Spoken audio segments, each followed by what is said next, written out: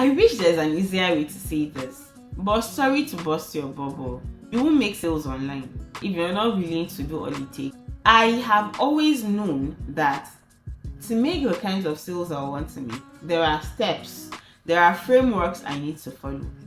But earlier on, I was expecting I'll get lucky somehow and do the barest minimum that will yield the results I want. But the truth is, if those who have succeeded on this space have said, number one, you need to get your solution in front of people who need it. Number two, you need to get them interested to a point, right, that they feel like this person is the one I would want to get this solution from.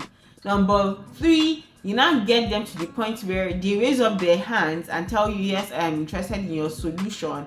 And then number four, you now actually reach out to them and get them to say yes to what you're offering them.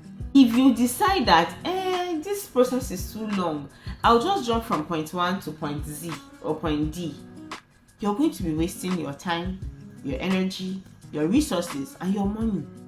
Let me help you help yourself. Look for all the resources you can gather. If they say you need to go and create a lead magnet, how do I create a lead magnet? Go and create the lead magnet. Go and run ads to that lead magnet. That's literally how you learn. So stop looking for shortcuts and do what is required of you. Am I shouting too much?